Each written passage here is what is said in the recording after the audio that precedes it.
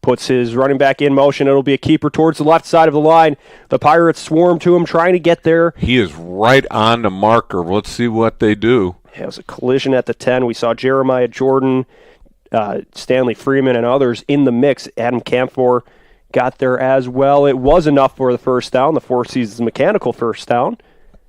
Yeah, nice job right here. Just right at 9 minutes, so already a 3-minute drive to go only 40 yards so far. So right around the 9-minute mark here, Sullivan and the Tigers have it first and goal.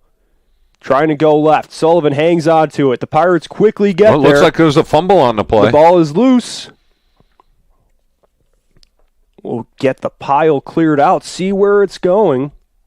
Looks like the officials have signaled it to be second down. It's going to be second down and 9 yards. 2nd and 9 to the goal. So the Tigers avoid the scare there and manage to pick up a yard. They'll get their personnel adjusted and get ready to head to the line here, trying to punch it in and take the lead as they trail by 1. 14-13, 8 minutes, 18 seconds to play in the third quarter. Warsaw driving here to open up the half. And to me, it looks like it might be time for either a counter play with the quarterback or maybe a jet sweep. Get something to the outside here for Warsaw. We've seen Sullivan with 2 rushing touchdowns. They put a running back in motion, and the Pirates get to him in the backfield. Jumping over the pile was Jeremiah Freeman to help make the stop. Yeah, he just completely jumped over the left guard and just got into the backfield. There's Jeremiah Jordan going airborne, number 34, jumping over one of his own guys to get to Sullivan to make it 3rd and goal. So he wasn't able to advance the ball on that play. It's going to be an interesting call here. See if Warsaw goes through the air. They've attempted 1 pass so far in the game. So they'll put the running back in motion. Now they'll reset. Brock started moving from left to right.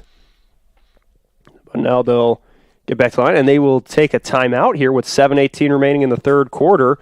So Warsaw takes a timeout. We'll take one as well. You're listening to Game Night on the Region Sports Network, the only game in town. For over 50 years, family-owned Bud Agency in Hobart has been providing needed services to families of Northwest Indiana. Since opening their doors in Hobart in 1967, Bud Agency has been providing sound advice to their clients. When you stop in, Dave, Bob, and Mike, along with a friendly and skilled staff, will treat you with personal attention.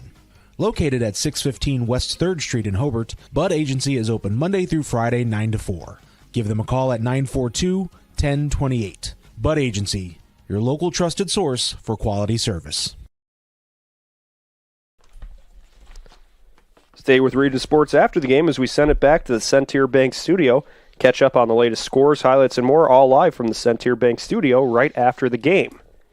So big 3rd down and 9 to goal for the Warsaw Tigers. What are they going to call? Are they going to go through the air? Are they going to keep it on the ground? Going to be an interesting call here.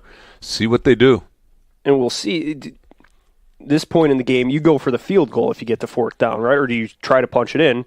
As we'll see Sullivan rolling to his right, looking to go downfield, connects with Brock, who twists forward short of the goal line, but he's able to pick up a chunk of yards, getting wrestled down at the 2-yard line. Yeah, Drew Sullivan had 2 Pirates draped all over him on the play as he does a little counter fake left to the fullback, rolls out to his right, hits his running back in the flat for looks like about a gain of about 6 yards, so it's going to be 4th down and 2. And if I'm Warsaw, I think I got to go for it, but it looks like they're going to trounce out the field goal unit. Yeah, we'll see them start bringing out the long snapper. Jaden Hauberger will snap. We'll see the hold as well, and the Mason Smythe out there to attempt the kick. He's 4 for 6 this season on field goals. The hold is down. The kick goes high and through the uprights, so the Tigers take the lead right back. They're ahead 16-13. They get 3 points on their opening drive to start the second half with 6 minutes, 26 seconds remaining in the third quarter. We'll see how the Pirates respond. You're listening to Game Night on the Region Sports Network, the only game in town. Thinking of legal assistance? Burke Costanza & Carberry was voted best in the law firm category by readers of Northwest Indiana Business Magazine. A full-service law firm, Burke, Costanza & Carberry, has offices in Merrillville and Valparaiso, with lawyers that pride themselves with being able to provide a wide range of legal services to clients. Burke, Costanza & Carberry, a well-rounded firm with strong roots in Northwest Indiana. For more information, the website is bcclegal.com.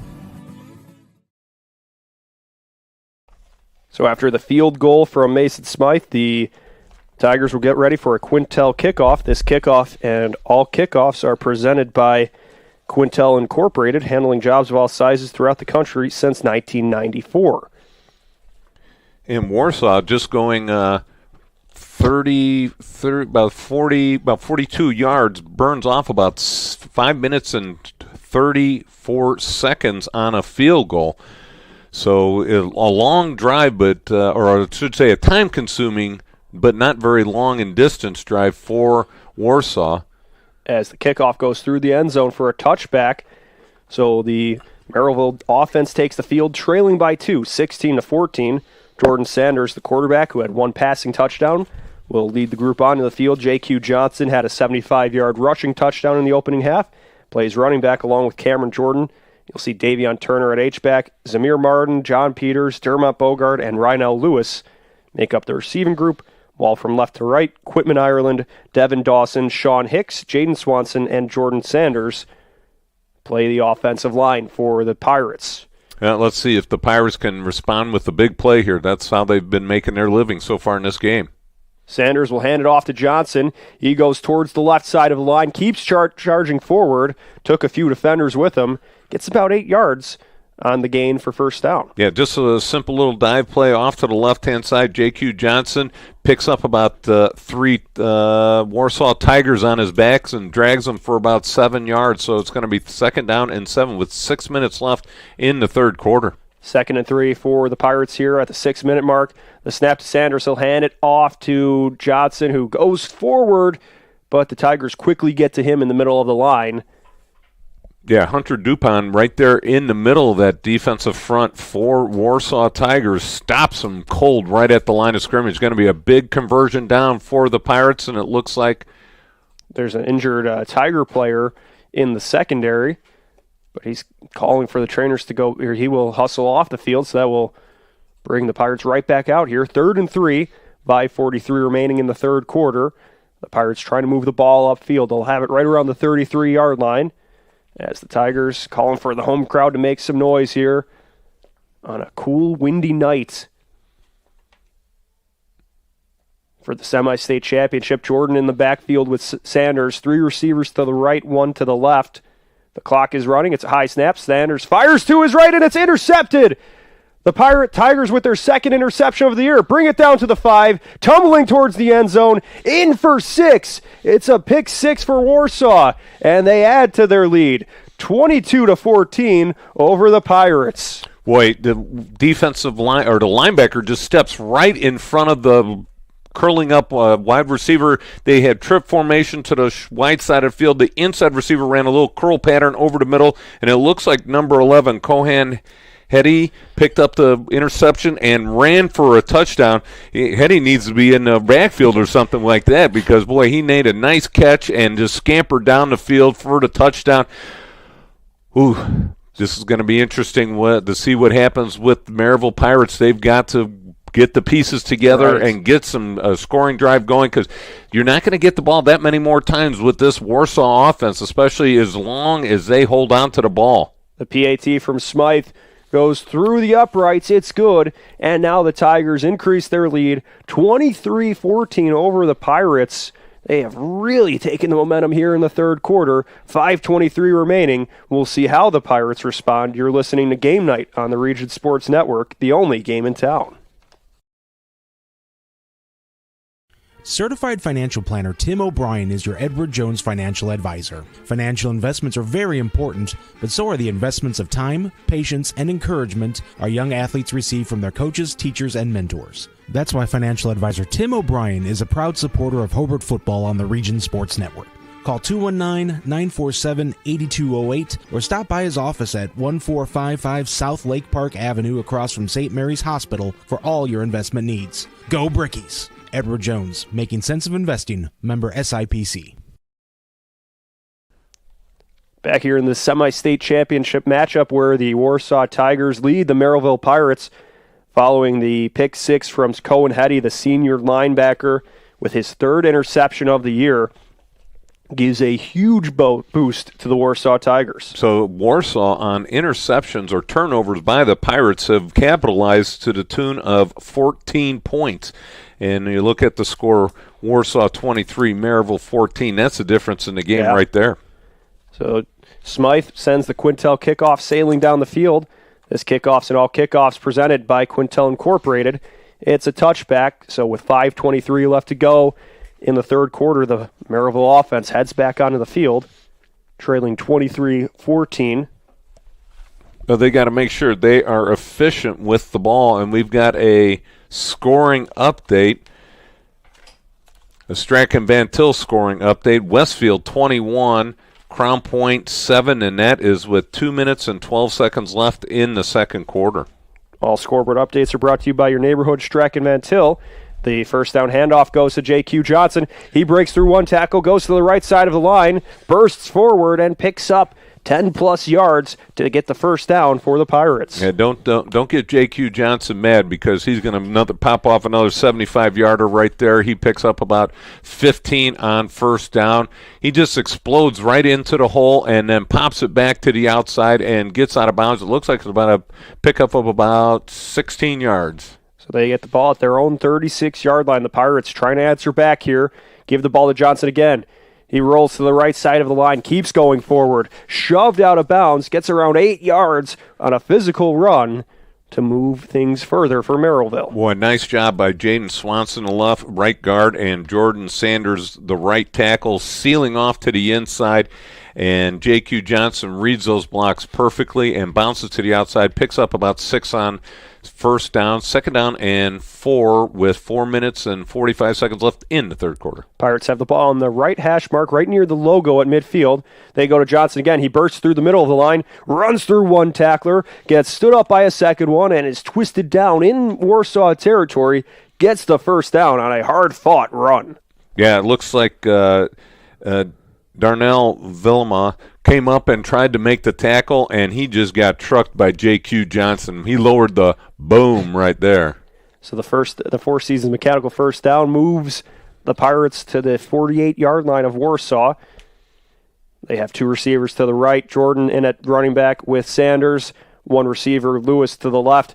They put Martin in motion. He takes the handoff on the sweep, cuts inside right near the left hash mark, picks up a few yards, gets to the 44. It's a 4-yard pickup for Zamir Martin. Yeah, Hunter Dupont, the nose tackle, slides all the way across the field to the outside and waits for the wide receiver to cut back. And as a wide receiver, I don't like getting hit by defensive linemen. Right. That's the last thing. He next thing, guess what he's going to do? He's going to bounce that to the outside and get hit by a defensive back instead of a defensive lineman. And Zamir Martin, 5'6", 140 pounds, tried running up through the middle there. Now they'll go to Jordan through the middle of the line. He bursts forward, getting close to the 40 on 2nd and 7 there will make it 3rd and manageable for the Pirates. Yeah, and the Pirates look like they have abandoned ship on the passing game. So they're just going to ground and pound right here, and why not? You got 2 backs over 1,000 yards. Just use them up. Yeah, we saw that was the strategy that really worked. They only attempted 8 passes last week against Valpo. Here's Johnson on the 3rd down handoff. Spins around one tackler, but then a nice run-up by Tristan Wilson to get close to Johnson and stop him short of the first down marker. Yeah, Johnson right there bounces off the first tackler, does a nice spin move once he got hit and bounces it to the outside, but then again, 2 more tacklers were waiting for him right there. Going to be 4th down and 2. Big play for the Pirates. 4th and 2 from the Pirates at the 39-yard line of Warsaw. They have 2 receivers, Peters and Lewis, to the left side of the line. Johnson behind Sanders in the backfield. Turner's in at H-back. The snap. They'll go right back to J.Q. Johnson. He pushes forward, gets to the 35, and that's enough for the first down. Yeah, nice job of Sean Hicks and Jaden Swanson. Get a great push right up the middle along with Devin Dawson. Just those 3 interior offensive linemen get a great push, and they will him to the first down. So the Four Seasons Mechanical first down brought to you by our friends Four Seasons Mechanical in Merrillville. Yeah, that's a make or break right there, Leo. So the Pirates trying to capitalize on this drive, trying to answer back, trailing 23-14 with 2 minutes to go in the third quarter. Sanders takes a snap, goes to Johnson to the right side of the line. He tries to cut through. The Tigers quick to get to him, but he looks like he got enough for a yard on that carry. Yeah, a couple defensive linemen for Warsaw broke through the line and forced J.Q. Johnson to bounce it even further outside. He was running into the short side of the field, had no room, had to cut it up, and barely got back to the line of scrimmage. Yeah, he gets to 35, so it's a pickup of 1 to make it 2nd and 9 with 90 seconds to go here in the third quarter. Don't forget to visit regionsports.com, Facebook, and Instagram for this week's Powering Indiana Peak Performers presented by NECA, IBEW, Powering Indiana of Lake County, the region's most trusted electricians.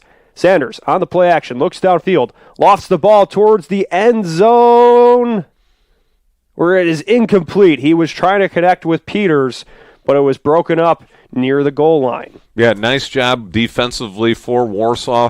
Well-covered receiver. Sanders just, it looks like he tried to float that ball out there to his outside receiver, running a streak pattern, floats it out there, and, just out of the reach of, number 11. John Peters, I'm sorry. John Peters just a bit out, just a tad too long for the catch right there. So make it 3rd and 9 for the Pirates. 1 minute and 8 seconds to go in the third quarter. A play-action screen pass to the right. They go to Peters again. He tries to spin through one tackler, but he was wrapped up at the legs, so he couldn't quite shake that guy off. And then the rest of the Tigers jumped in to join the party and stop him for a pickup of 3. Just a quick screen to the wide receiver, John Peters to the outside. Looks like we got a Pirate down on the ground. We'll see who that is here in a second. But Peters tried to make that catch and get upfield, but running that wide receiver screen to the short side, there was just no room for him to maneuver. At the conclusion of tonight's game, we'll name the Crowell Company's Lantern Man Superhero of the Game. Crowell Company's The Business Professionals. Right now we have Warsaw leading 23-14. And again, at the conclusion of tonight's game, we'll name the Boilermakers Local 374 Blue Collar Player of the Game, brought to you by Boilermakers Local 374. Learn about apprenticeship programs and more at local374.org. And right now we've got another Strachan Van Til scoreboard update. We got Adams Central 14, Andrean 3. That's late in the second quarter. Like I said, Leo, if you ran for a cup of coffee in this game, you may have missed a quarter. We only have 50 seconds left in the third quarter, and now it's a make-or-break play for the Merrillville Pirates, 4th down and 8. Can they convert? 4th and 8, they got to go for it here. They have to convert. It's 4-down territory, brought to you by Four Seasons Mechanical of Merrillville. They'll start with 3 receivers to the left, 1 to the right. We'll have the tight end on the right side of the line as well. 50.9 seconds remaining in the third quarter, 4th and 8 to go for the Pirates. I was going to say, as you can see them lining up, you'd think that the wide receiver to the short side of the field, the solo receiver would be on an island, the defense back would be on an island by himself, but he's got some free safety help over the top. And so it looks like the middle receiver for the Merrillville Pirates is going to be soft in coverage. Looks like Warsaw is going to drop 8 and only rush 3. That's what they've done all night. Let's see if they continue to do that or if they blitz up, walk up an extra defensive lineman or linebacker. And yes, they do. They're bringing 2, baby. They're coming. So now with the clock running, Sanders drops back in the pocket to pass. Throws downfield towards Martin, who goes sliding. Or there was Bogart who went sliding to make the catch. He gets the first down, and the Pirates aren't done yet. The laying on his back, catches the ball. What a nice throw. Sanders just floats that ball right over the linebackers, and he just lays on his back and catches the ball. What a nice catch, nice throw, big play for the Pirates. So with 23 seconds remaining, the Pirates moving into Warsaw territory at the 15. They'll hand it off to Johnson, but there was a whistle as the ball was snapped. There's a flag on the play. It looked like it might have been. Looks like it was against Warsaw. Yeah, against Warsaw. I thought it might have been an illegal formation on the Pirates, but the flag is pointed the other way. So we'll get that sorted out. But for now, the Pirates have the ball on the 15. Oh, it was a sideline warning on Warsaw. So they'll be lined up with two receivers to the right. Johnson behind Sanders. 1st and 10 from the 15. They go to Johnson again. He tries to bounce off one tackler, spins through another, but he is dropped behind the line of scrimmage. So the Tigers get him for a loss as the third quarter ends. And that will bring up the end of 3 quarters. It was the Tigers who were able to distance themselves and take the lead here in the third. They're ahead 23-14. We'll have the final quarter coming up next. You're listening to Game Night on the Region Sports Network, the only game in town. Attention Strack and Van Til Reward members. From October 16th to November 19th, spend $400 and you'll earn yourself a free turkey. That's right, a free honeysuckle turkey, between 10 to 14 pounds. Get ready to gobble up some savings this Thanksgiving season. Keep tabs on your performance in your rewards account. 2 offers per account, so make it count. Don't miss out on this turkey-tastic deal at Strack and Van Til.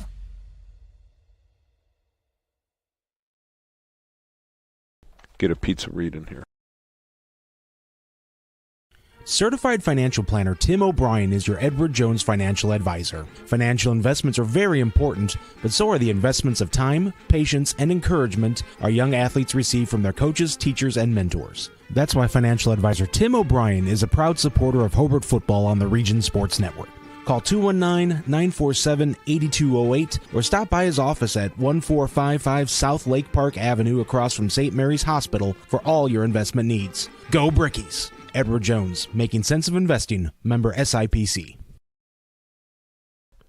Starting the fourth quarter here at Warsaw, Merrillville on a drive here. They'll have it at 2nd and 12. Hand things off to Cameron Jordan, who moves to the left side of the line, and the ball pops out. The ball is still bouncing on the turf. The Tigers jump on it. They have it. They hold the ball high in the air, showing it off to the crowd. Warsaw forces the fumble and gets another takeaway, the third turnover of this game. Just as Merrillville looked like they were starting to drive upfield, it was broken up by the Tigers. Yeah, it looked like I couldn't tell the number. That was Wilson who helped break it up. Yeah, great job. Wilson went in there, reached his hand in there, and just stripped the ball right out. And Tigers' third turnover for the night for them. Yeah. 2 interceptions and now a fumble with 11:52 and the lead 23-14. It's going to be the time for the Pirates defense to answer the bell. And it will be Sullivan keeping the ball on first down, trying to get back to the line. The Pirates quick to get to him. Jordan, one of the first tacklers in, he picks up a couple. Yeah, Jeremiah Jordan, all the way from his linebacker position on the other side, runs around, or I should say runs through the right guard and comes through and pulls him down on the left side of the offensive line. So great hustle play by Jeremiah Jordan, stopping him only for a 1-yard gain. It's going to be 2nd down and 9 with the clock ticking, 11:20 left in the fourth quarter. Tigers will have the ball in the middle of the field, 11-16 and counting the play. Sullivan gets to the line. 2 running backs and a fullback on the field. They put a man in motion towards the left. It'll be a handoff to the fullback. He plunges forward. Brody Duncan on the handoff there. So if you looked at the formation out there, they've taken out the 2 receivers. They have now, it's a complete wishbone. They have 2 tight ends in there and the 2 running backs who line up just on the flanking of the tight ends. So it is a sort of like a broken wishbone with the fullback, and they put one back in motion all the time. Like I said, you're going to see that all day Saturday if you watch the Notre Dame game. 3rd and 8 now for the Tigers. This could be a huge point for the Merrillville defense. If they can get a stop here, we'll see what the Tigers go with. 10:27 remaining. Sullivan rolls out to his right, looking downfield. He's going to keep it. He hits a burst, speeds up, and gets enough for the first down. Jeremiah Jordan wrestles him down, but he got past the sticks, so he picks up the Four Seasons Mechanical first down for Warsaw. Yeah, Drew Sullivan rolling out to the right side, his throwing side, wide side of the field. To me, it looked like he never, ever had a thought of throwing the ball. If it was the second or third thought. The first 2 thoughts were run it and run it again. So he did the right thing, tucked it right away once he saw that no linebacker was out there, and just took it up for the first down. So with a new set of downs, they'll have the ball at the 40. Sullivan gets ready to go under center. 9:50 remaining. They put The running back in motion, handed off to the fullback, and he is stopped right near the line. Stanley Freeman in on the hit for Merrillville. He got stuffed at the line of scrimmage. He's happy to make it back to where the ball was originally snapped. That defensive line really anchoring down on stopping that fullback. But, boy, they need another big stop here because they want to get him in 3rd and long situation here. You got 2nd and 10. Make it 3rd and 10. Make it uncomfortable for Warsaw because they need 2 big plays defensively here for the Pirates to get a punt. Warsaw has the ball on their own 41-yard line near the right hash mark. They put Brock in motion. Sullivan hangs on to it. He breaks through one tackler. Brown gets in there to try to trip him up. Sullivan goes through him, but picks up a couple on the 2nd down run. Yeah, Warren Brown from his free safety position ends up cleaning up the tackle. He hits him a couple times and has to drag him down, but this Sullivan, boy, he is just a tough runner. He's hard to bring down. The first guy usually doesn't bring him down. You need 2 or 3 guys to hit him and bring him down. And a nice job again by Brody Duncan on the fake. It seems like every time he fakes it, there's 2 or 3 guys tackling him. Yeah, we mentioned Sullivan has been on fire in this postseason. Over 430 yards rushing combined over the last 2 games. Adding to those totals, he'll hand it off to Quentin Brock, who moves to the right side of the line, keeps going forward to the opposite 45, where he's shoved out of bounds by the Pirates. A nice counter play by Warsaw right there. They initially fake it to the fullback. Everybody crowds in on the fullback, and you got the flanker from the right side, the running back from the left side comes across the formation, gets the ball from Sullivan, and bounces it around the outside. And this is what they're doing. They're taking advantage of Merrillville's aggressive, quick defense by doing a counter play. Everybody's flowing one way, and the ball's going the other. Great job, great call by the coaching staff. 8 minutes, 20 seconds to go after the Four Seasons mechanical first down. The Tigers are driving here. They move into Merrillville territory at the 44-yard line. Sullivan's going to keep it. Sullivan rumbles forward, dives. You see Jaden Mason get in there to make the hit, but again, Sullivan, every time he's hit, he still goes forward to get a couple extra yards after contact. And that's one of the things, I talked about earlier is, when you try to get them in 2nd and long or 3rd and long, they're always falling forward. Yeah. So you're never going to get that 3rd and 10. You're going to get that 3rd and 5, 3rd and 6. You're never going to get that long distance 3rd down situation. And now you got 2nd and 5, 7:50 left in the 4th quarter. Will Merrillville get the ball back? 2nd and 5 to go. For the Tigers, they put Brock in motion. They hand it off to Duncan, the fullback, who charges forward. It's going to be close. We'll see where the ball is spotted. It looks like he has enough for the first down. So, again, a new set of downs for the Tigers. Yeah, and they are just chewing up that clock right now. And they're the master of going up there with less than 10 seconds left on the play clock to get the snap off. So they're using the full allotment of time. They are very good at time-consuming drives. Maybe not a scoring drive here, but they really don't need to score. All they need to do is eat the clock up because now the clock has become Merrillville's enemy. He gets the Four Seasons mechanical first down. On the next snap, it'll be Sullivan again, bouncing out to the right side of the line. The Pirates charge at him, but it's still another positive play. The Tigers continue to go forward with 7 minutes remaining in the 4th quarter. Again, Drew Sullivan, he is not going to pitch the ball at this point in the game. He's going to carry it. It's either the fullback or him. The wingback was out there to pitch, receive the pitch, but he is not pitching. And it's nice. You watch when he carries the ball. He carries the ball way high so that way he can take that hit all the time. 2nd and 8. They put Brock in motion to the right now. They'll reset.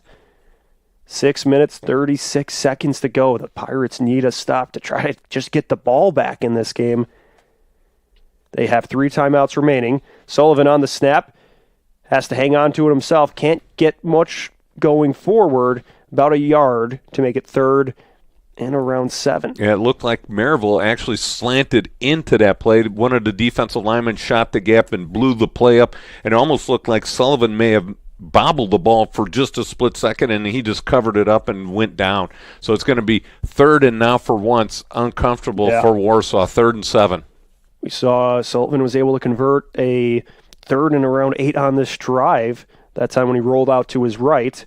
They had the ball near the right hash mark. They put Brock in motion to the left. It'll be a pitch to Brock. He takes it on the sweep, goes forward, gets tripped up. It was Tucker Reed on the carry who was able to pick up a decent chunk of yards. Yeah, it looked like Greg Hughes from his nickelback linebacker position made the tackle. It was going to be 4th down, and it looks like about 3.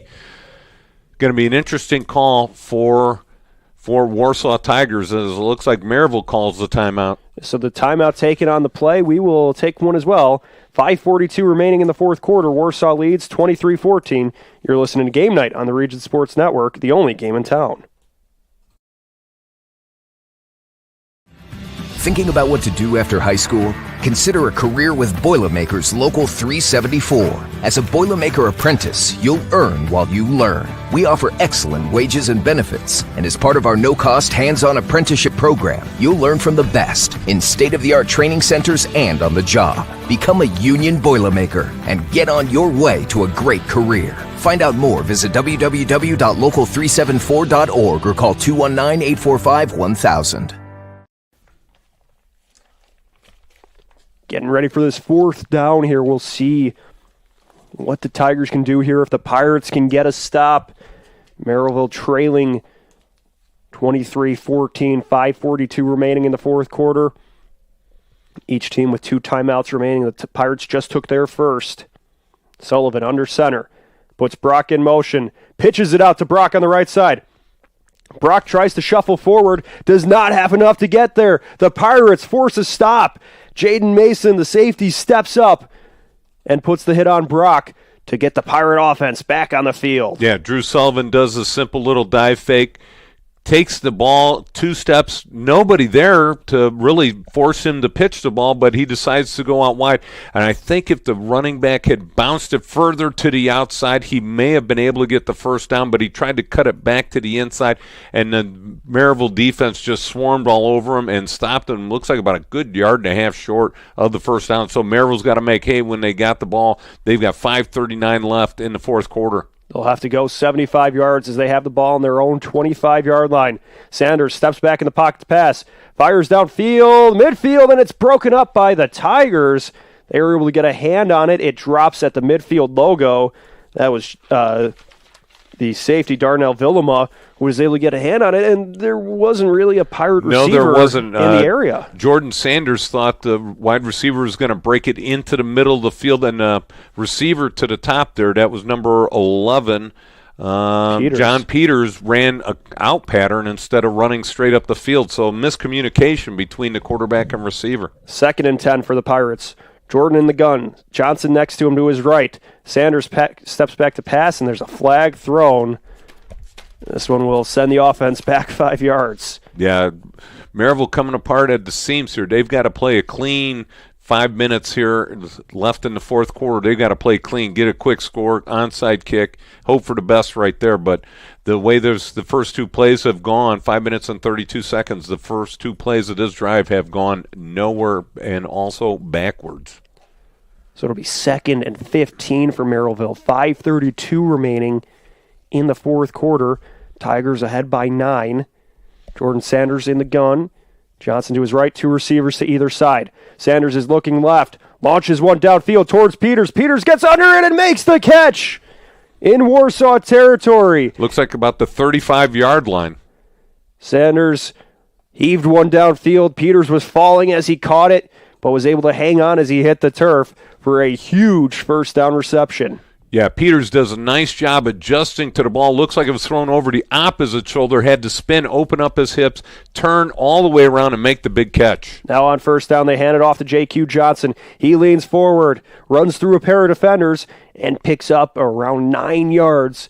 Huge first down run by Johnson. Yeah, that pass play was 52 yards on the button right there. Nice job. Huge play. Like I said, they've got to get some scoring in a hurry here and hopefully get it within the next minute or so that way they don't have to onside. Right. You can just kick it off. So after Johnson scoots forward for 8 yards, Sanders steps back to pass, looking towards the end zone, and it's broken up, intercepted by the Tigers.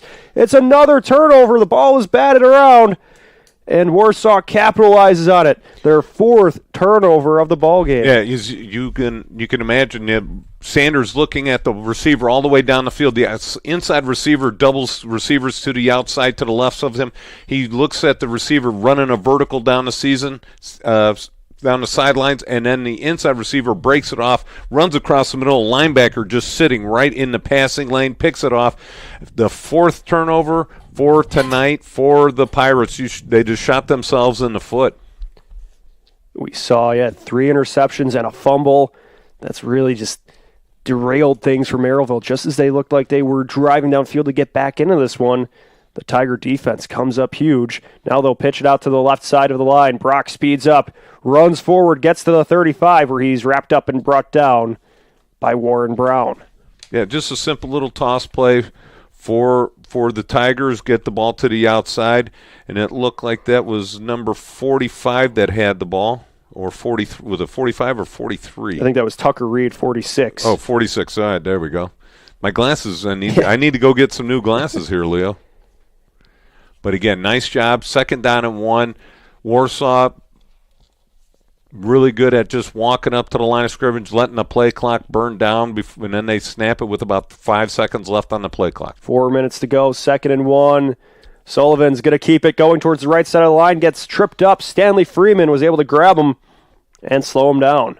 Yeah, but he picks up the first down. He only picks up 2 or 3 yards, but then again, he picks up the first down. The clock is set, or the chains are set. The clock is put in motion. Under 4 minutes left for the Pirates. They've got to come up with something here and come up with it in a hurry. The Tigers moving upfield, get the ball near the 37-yard line. And the Tigers really just wearing out that defensive line for the Pirates. 3:27 remaining as Sullivan steps up under center, puts Brock in motion, tosses it that way. He scoots to the right and is shoved out of bounds. Now let's see if they stop the clock. Do they call him out of bounds? Yes, they do. So that's a big play for the Pirates. Going to be 3 minutes and 16 seconds left. They lose 2 yards on the play. It's going to be 2nd down and 10 or 11 for Warsaw. So big play right there in terms of clock management. Right. Warsaw's got to be a little bit more aware of where they're at when they're carrying the ball. Just go down. Yeah. If you see you're going to be trying to be pushed out of bounds, go down and just take a knee inside the field of play so that clock continues to run. It helps Merrillville as they already burnt a timeout earlier, so you have 2 timeouts remaining. Don't have to start using those yet. 2nd and 11 with 3:16 remaining. Sullivan will hand it off to his man towards the left side of the line. He cuts, turns the corner at the 50. Still going at the 35, the 30, the 20, 15, 10, and it's Reed on the carry, shoved out of bounds near the 10-yard line. Tucker Reed with a huge carry to move the Tigers inside the red zone. And all they did was run a little counter play. The initial pitch was going to the right side, and then Tucker Reed comes underneath the play and takes the ball from the quarterback. Nice little counter play, again, using Merrillville's defensive speed against them. Carries the ball about 40 yards downfield. Is going to be 1st down and 11 for the Warsaw Tigers, going in to score in Merrillville territory. John Peters made the stop, able to shove him out of bounds at the 11. 3 minutes, 6 seconds remaining as Sullivan under center. He will hand it off to the fullback, to Duncan, who plunges forward, gets through the Pirates and into the end zone. The Tigers add another and take a 29-14 lead with 3:02 to play in this one. Yeah, Brody Duncan just got the simple handoff, and it looked like Merrillville defense just sort of froze on the play, and he just walked into the end zone untouched. I think that's the first time I've seen Brody Duncan's probably more surprised than anybody. I didn't get slammed by a defensive lineman. He goes into the end zone untouched for the score, and that was an 11-yard run for Duncan. Nice job by that offensive line, sealing in those linebackers. Almost, like I said, Merrillville just froze for a second on that play. Duncan gets his 7th touchdown of the year. We'll see a timeout taken by Warsaw here on the PAT. They lead 29-14. It seemed to be a little bit of confusion getting the personnel out there. As we saw, some of the regular contributors on offense were staying out there for a potential 2-point conversion. Then they were hustling off. Then they were running back out, so they took a timeout too. Well, I'll tell you what, Leo, I'm not confused because I'm ready for some piping hot pizza delivered right to your door. Call Squeegee's Pizza of Griffith. Squeegee's is located at 106 South Broad Street in Griffith. Call them at 219-924-6000. Pickup or delivery. It's Squeegee's Pizza of Griffith, the best on Broad. And you can stay with us after the game when we'll name the play of the game. It's the Region Sports Network player of the game. Region Sports Network, the only game in town. Oh, you got a few candidates for that one. I mean, you've got the 55-yard pass just recently by my Jordan Sanders to John Peters, and that sort of brought some life back into him. But, one of the best plays of the day was J.Q. Johnson's 75-yard run, and that came at 1:05 left in the first quarter that put Merrillville in the lead for the time being. So now we will see. It is the offense back on the field for the Tigers. They're going to go for two. So Sullivan gets under center, puts Brock in motion, passes or shovels it that way, and then Brock on the pass tosses it to the corner of the end zone where Tucker Reed makes the catch for the 2-point conversion. The Tigers will take a 31-14 lead with 3:02 remaining in the quarter. We'll see what the Pirates can do on the kickoff when we come back. You're listening to Game Night on the Region Sports Network, the only game in town.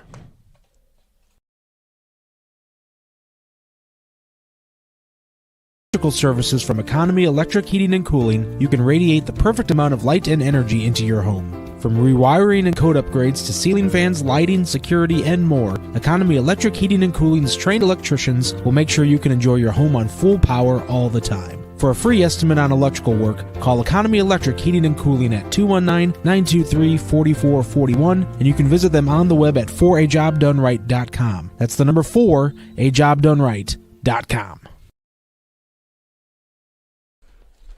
So the Tigers go with the trick play on the PAT, pitching it to the running back, who then throws to the corner of the end zone where Reed was able to make the reception.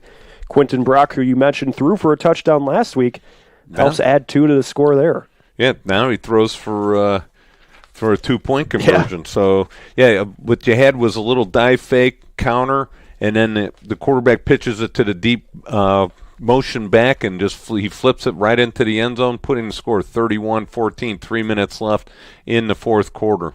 This kickoff and all kickoffs are presented by Quintel Incorporated, specializing in the reconditioning, repairing, and remanufacturing of heat exchangers. Smythe steps into this kick, puts it in the air, spinning downfield. This one will be returned by the Pirates. It goes to Martin, who tries to break through. He gets to the 45 and is tripped up, brought down at the 49. That'll bring the Pirate offense back on the field with 2 minutes and 55 seconds left to play in the fourth quarter. Nice job of the return right there. He was just one guy away from making this one a 6-point return. It looked like he had the kicker to beat and ran straight into him and fell literally right at midfield, right in the middle of the W. Yep, the Tiger logo at midfield, the W with 4 tiger claws scratching through it. So Sanders and the Pirate offense looking to the sideline for the play call from their coach, former Warsaw Tiger Brad Cease, 83 and 36 in his 10th season with the Pirates. Sanders passes towards the sideline, was looking for Martin, but it bounces short, incomplete. Stops the clock with 2 minutes and 50 seconds left to play. So think about this, Leo. Merrillville has been shut out in the second half.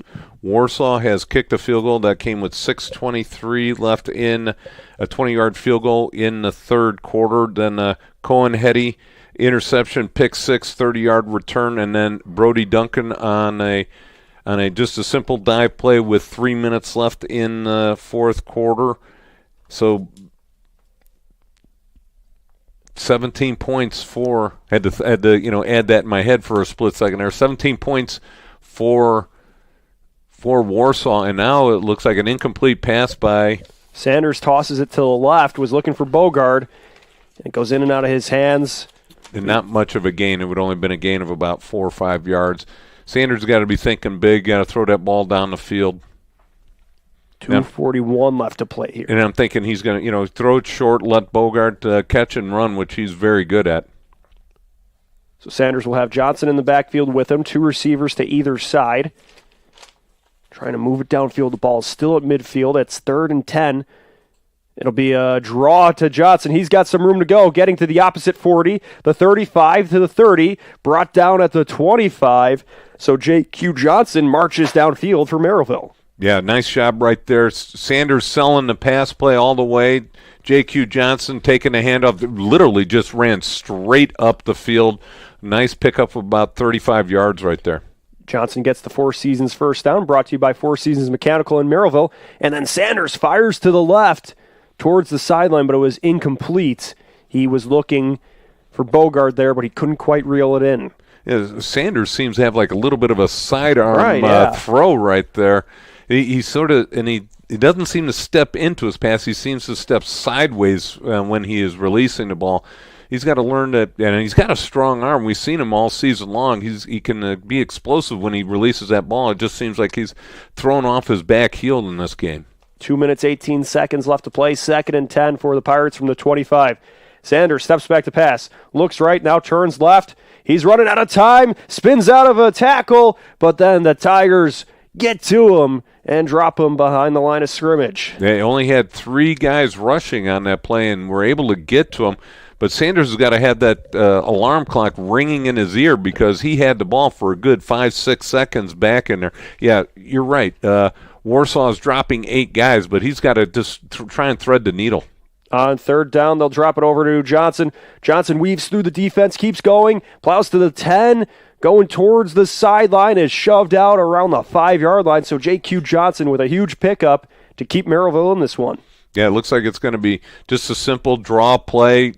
J.Q. Johnson gets it, bounces it out to the left side, gets a nice couple blocks downfield, and then he's going to be driven out of bounds. It looks like at about the 7-yard line, so it's going to be 1st and goal at the 7 for the Pirates. They'll go to Johnson again. Johnson pushes through the middle of the line towards the left side, is wrapped up and stopped.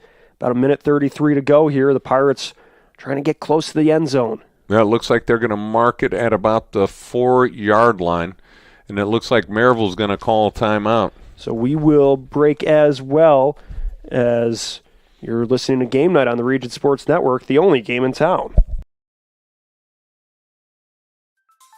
Tech Checking Plus from Tech Credit Union offers everything you'd expect from a checking account. Plus, you'll learn one of their best dividend rates for maintaining a higher account balance. Currently, 4.85% annual percentage yield. No need to choose between easy access to funds or earning a better dividend. Tech Checking Plus gives you both. Visit techcu.org, contact any branch, or call 800-276-8324 to learn more. Tech Credit Union is federally insured by the NCUA. Rates may change without notice.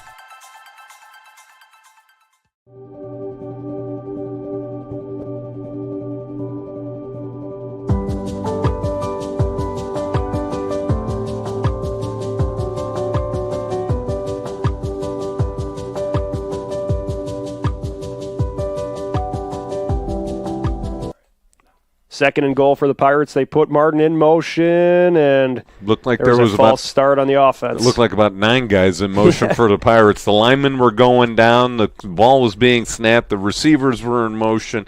It was just chaos out there. So that will send the Pirates 5 yards back. Looks like they'll have the ball at the 9. Trying to punch it into the end zone here for second and goal. Yeah, a little bit of pride here on the line for the Merrillville Pirates. Yeah, you want to get that punch in, that score. Just merely out of pride. I mean, this at this point in time, you're playing for just school pride. Pirates in their second consecutive trip to the semi-state championship. They hand it off to Johnson. He is stopped behind the line. The Tigers quick to get to him for a loss. Yeah, J.Q. Johnson right there just getting swarmed on by the defense. They had 3 guys in the backfield. At this point in time, you got 3rd down, and it looks like 12 to go. 3rd down and 12 to the goal. So I think Merrillville's going to have to either run a draw play or pass here because looks like Warsaw's dropping about 8 guys onto the flats. Under a minute to go. It's a high snap. Sanders lofts it towards the end zone, and it's broken up. He was looking for Rynell Lewis, but the defensive back from Warsaw was able to force an incompletion. Yeah, Sanders has got to put that ball high up in the air. You've got Sanders out there who's pretty darn tall, and he throws it just going so sort of flat. You know, he's got to put some arc on it and let the receiver jump up, make it a jump ball. Yeah, he was looking for Rynell Lewis, the 6'4 junior wide receiver, and it was Quentin Brock on the pass breakup.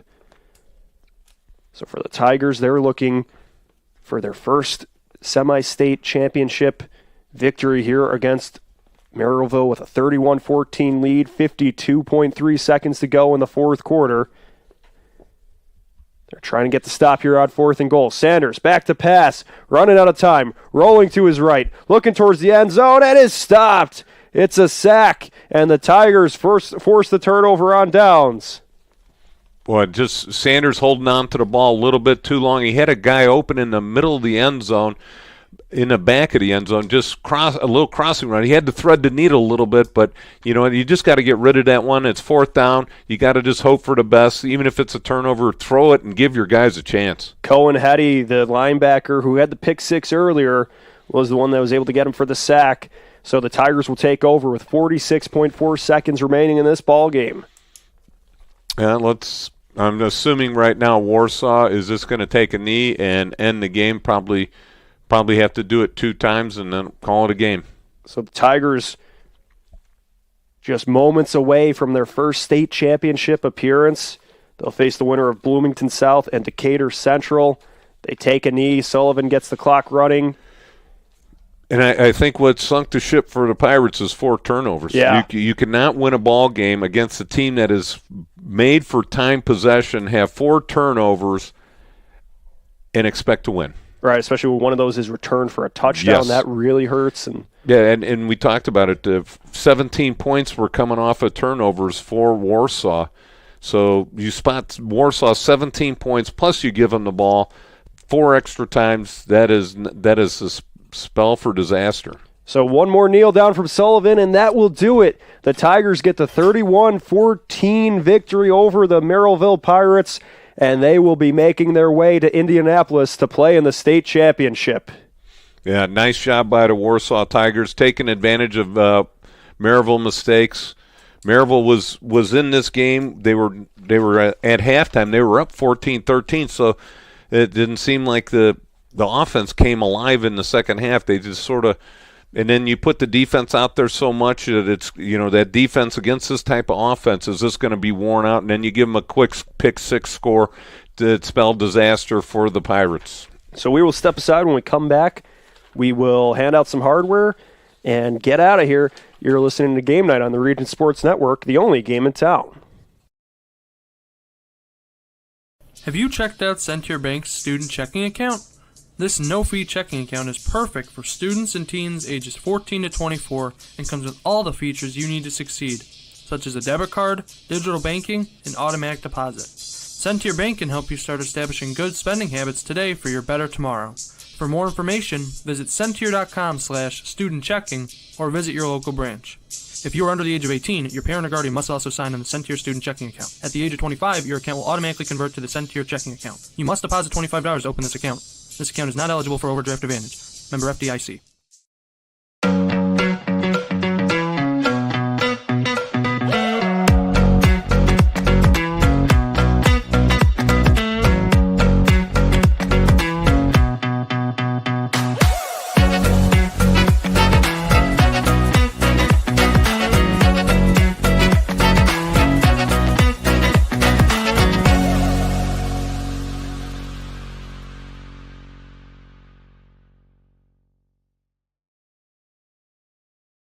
No, Jordan.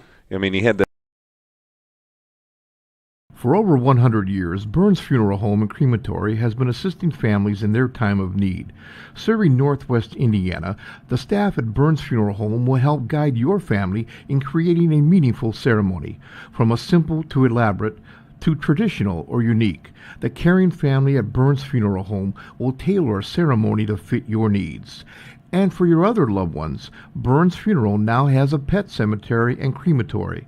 Visit burnsfuneral.com or give them a call at 219-942-1117. Four Seasons Mechanical proudly serves Northwest Indiana, providing quality, reasonably priced, reliable service. With a quality and comfort guarantee, the professionals at Four Seasons Mechanical offer a wide range of service, ventilation, and air conditioning. Whether it's residential or commercial, Four Seasons Mechanical is there 24/7. To find out more, the website is or give them a call at 219-756-7020. Four Seasons Mechanical, your indoor air quality specialists.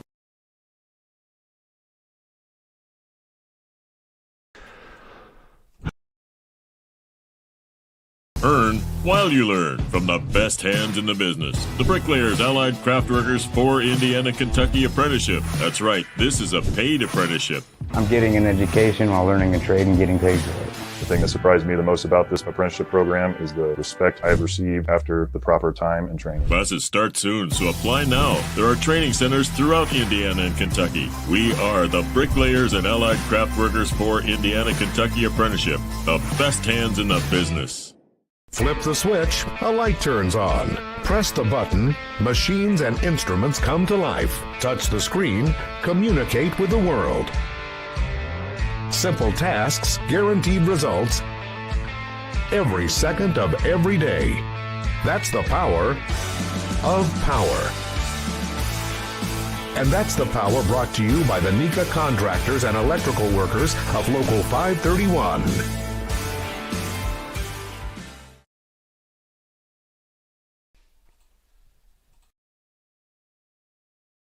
For over 50 years, family-owned Bud Agency in Hobart has been providing needed services to families of Northwest Indiana. Since opening their doors in Hobart in 1967, Bud Agency has been providing sound advice to their clients. When you stop in, Dave, Bob, and Mike, along with a friendly and skilled staff, will treat you with personal attention. Located at 615 West 3rd Street in Hobart, Bud Agency is open Monday through Friday, 9 to 4. Give them a call at 942-1028. Bud Agency, your local trusted source for quality service. Wrapping things up here as Warsaw defeats Merrillville 31-14 to punch their ticket to the state championship. So now let's hand out some hardware. We'll start with the superhero, the Crowell Companies, Lantern Man superhero of the game. Crowell Companies have offices open from 9 o'clock to 7 o'clock Monday through Friday and Saturdays till 2 o'clock. In Highland, Merrillville, and Michigan City. The Crowell Company's Lantern Man superhero of the game tonight was? J.Q. Johnson with over 100 yards rushing and one touchdown that came off a 75-yard run to help put Merrillville out in the lead early in this game. He was really the entire offense, I think, tonight. You know, the other running back and Sanders just never seemed to get into rhythm. Sanders with his passing game just did not get in rhythm at all. And Warsaw did a great job dropping linebackers. So you had to lean on JQ all night long, and he answered the bell. Just he needed some help from his friends. Next, we'll move on to the Boilermakers Local 374 Blue Collar Player of the Game, brought to you by Boilermakers Local 374. Earn while you learn with Boilermakers Local 374. And we're going to go with Jeremiah Jordan, the linebacker for the Merrillville Pirates. Did a great job coming up from behind and making several tackles on the quarterback. Was in a dogfight with Duncan all night, the fullback for Warsaw, making some big hits on him as well. And you know, he made some tackle. He made a few tackles for losses. But even a tackle for no gain is a tackle for loss in my book, especially against this Warsaw offense that is leaning forward the entire game and 4 or 5 yards of crack. If you can stop them for no gain, that's a great job. And Jeremiah Jordan did that all night long. Again, he was like Gilligan on the island by himself. He was trying to do the whole defense by himself. He just needed some help out there, and it didn't seem like his friends were out there helping him very much, but Jeremiah Jordan did a great job defensively. So now we'll move on to the play of the game. It's time to name the play of the game, the Region Sports Network player of the game. What is tonight's play of the game? And we're going to go with the Sanders to Peters pass. It was a 55-yard gain late in the game, but what a great catch by Peters. He's looking over his right shoulder, running down the middle of the field, and then all of a sudden has to stop, pivot on his left foot, open his hips up completely, and make the catch over his head. What a great job. A big play. It came with like 7 minutes left in the fourth quarter, and all of a sudden you thought, Merrillville's got to answer the bell here. And the next play was an interception. But a great job of Peters on that big catch. So now we'll run through some big thank yous. Go to our management at Region Sports, to Chris Ramirez, Rich Castillo, Zach Miller, and Justin Cole, to Mike Dewan, our sports director, to my broadcast partner, Jay Simmons. Big shout out to our producer, Zach Zanelli, for doing a great job keeping us on air tonight. To the coaches from each side, Brad Cease of Merrillville and Bart Curtis of Warsaw. To the athletic directors from Merrillville, Amy Beckham and Matt Binkard from Warsaw. And to the viewers at Facebook/Region Nations and YouTube/Region Sports. This is Leo Staudaher thanking you for listening to Game Night on the Region Sports Network, the only game in town.